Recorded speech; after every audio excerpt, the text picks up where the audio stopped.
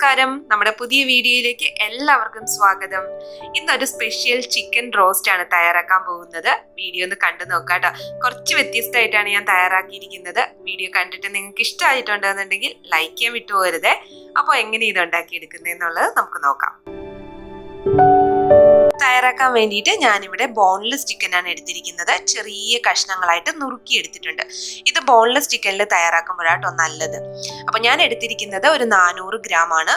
ഉപ്പും അതുപോലെ തന്നെ വിനാഗിരിയും കൂടി ചേർത്തിട്ട് നന്നായിട്ട് കഴുകി എടുത്തു വെച്ചിരിക്കുകയാണ്. ഇത് നമുക്ക് മാറ്റി വെക്കാം. ഇനി ഇതിലേക്ക് വേണ്ടിയിട്ടുള്ള ഒരു മസാലക്കൂട്ട് തയ്യാറാക്കാം. അതിന് വേണ്ടിയിട്ട് മിക്സിയുടെ ജാർ എടുത്തു വെച്ചിട്ടുണ്ട്. ഇതിലേക്ക് 1 ടേബിൾ സ്പൂൺ കുരുമുളക് ചേർത്ത് കൊടുക്കാം. അപ്പൊ കുരുമുളകിന്റെ ടേസ്റ്റ് ആണ് മുന്നിട്ട് നിൽക്കുന്നത്, അതുകൊണ്ട് നമ്മൾ 1 ടേബിൾ സ്പൂൺ ചേർത്തിട്ടുണ്ട്. പിന്നെ 1 ടീസ്പൂൺ നല്ല ജീരകം, ക്യുമിൻ സീഡ്സ് ചേർത്തിട്ടുണ്ട്. 1 ടീസ്പൂൺ തന്നെ പെരിഞ്ജീരകവും കൂടി ചേർത്ത് കൊടുക്കാം. ഇനി ഇതിലേക്ക് 1 ടീസ്പൂൺ മഞ്ഞൾപ്പൊടിയും കൂടി ചേർത്ത് കൊടുക്കാം. പിന്നെ ചേർക്കേണ്ടത് വെളുത്തുള്ളിയാണ്. അപ്പൊ ഞാനിവിടെ വലുതും ചെറുതുമായിട്ടുള്ള 15 വെളുത്തുള്ളി ചേർത്ത് കൊടുത്തിട്ടുണ്ട് കേട്ടോ. ഇനി ഇതൊട്ടും വെള്ളം ചേർക്കാതെ ഒന്ന് ക്രഷ് ചെയ്തെടുക്കാം. ഒരുപാട് പേസ്റ്റ് ആക്കണ്ട, ജസ്റ്റ് ഒന്ന് ചതച്ചെടുത്താൽ മാത്രം മതി. ഞാനിവിടെ ക്രഷ് ചെയ്ത് എടുത്തിട്ടുണ്ട്, കണ്ടില്ലേ?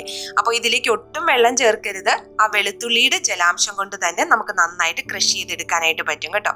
അപ്പൊ ഇത്ര തന്നെയുള്ളൂ, നമ്മുടെ മസാലക്കൂട്ട് റെഡി ആയിട്ടുണ്ട്. ഇനി നമുക്ക് തയ്യാറാക്കുന്നത് എങ്ങനെയാന്നുള്ളത് നോക്കാം. അപ്പൊ തയ്യാറാക്കാൻ വേണ്ടിയിട്ട് പാൻ അടുപ്പത്ത് വെച്ചിട്ടുണ്ട്. ഇതിലേക്ക് വെളിച്ചെണ്ണ ചേർത്ത് കൊടുക്കുക കേട്ടോ. ഇത് വെളിച്ചെണ്ണയിൽ തന്നെ തയ്യാറാക്കണം. അതുപോലെ തന്നെ കുറച്ച് കൂടുതൽ വെളിച്ചെണ്ണ വേണം താനും. ഞാൻ ഒരു 3 ടേബിൾ സ്പൂൺ ആണ് വെളിച്ചെണ്ണ ചേർത്തിരിക്കുന്നത്. അപ്പോൾ എണ്ണ ചൂടായി കഴിഞ്ഞാൽ ആദ്യം നമുക്ക് ചേർത്ത് കൊടുക്കേണ്ടത് നമ്മുടെ മസാലക്കൂട്ടാണ്. നമ്മളെല്ലാം പച്ചക്കാണല്ലോ അരച്ചെടുത്തിരിക്കുന്നത്. അപ്പൊ അതിന്റെ പച്ചമണമൊക്കെ ഒന്ന് മാറ്റിച്ചെടുക്കണ്ടേ. അപ്പൊ അതിന് വേണ്ടിയിട്ട് ആദ്യം നമുക്ക് ആ മസാലക്കൂട്ട് ചേർത്ത് കൊടുക്കാം. കൂടെ തന്നെ നമ്മൾ ഇതിലേക്ക് പച്ചമുളകും കൂടി ചേർക്കുന്നുണ്ട് കേട്ടോ.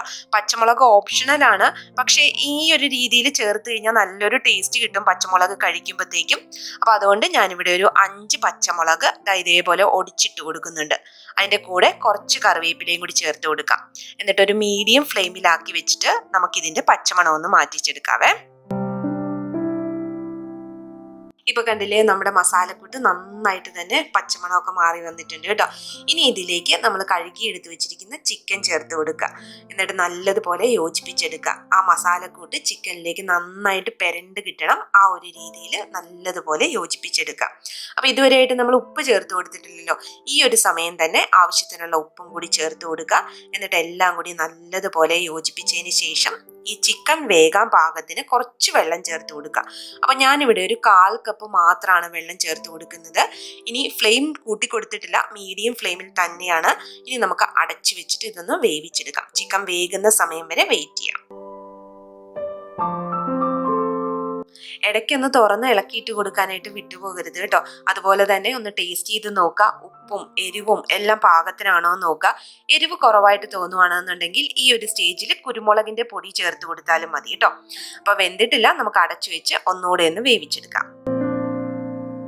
അങ്ങനെ നമ്മുടെ ചിക്കൻ ഇവിടെ റെഡി ആയിട്ടുണ്ട്. കണ്ടില്ലേ, നന്നായിട്ട് വെന്തിട്ടുണ്ട്. അതുപോലെ തന്നെ ആ മസാലക്കൂട്ട് കംപ്ലീറ്റ് ആയിട്ട് ചിക്കനിൽ പെരണ്ട് എണ്ണയൊക്കെ പുറത്തേക്ക് തെളിഞ്ഞു വന്നിട്ടുണ്ട് കേട്ടോ.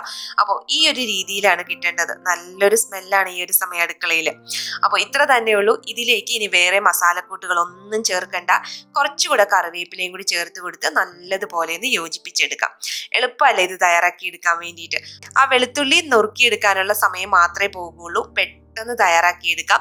നിങ്ങൾ ഒരു പ്രാവശ്യമെങ്കിലും ട്രൈ ചെയ്തിട്ട് അഭിപ്രായം പറയൂ കേട്ടോ.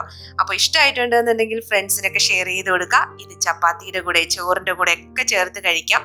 അപ്പോൾ ട്രൈ ചെയ്തിട്ട് നിങ്ങൾ അഭിപ്രായം പറയാൻ വിട്ടുപോകണ്ട. മറ്റൊരു ഈസി റെസിപ്പി ആയിട്ട് ഇനി അടുത്തൊരു വീഡിയോയിൽ നമുക്ക് കാണാം. ബൈ.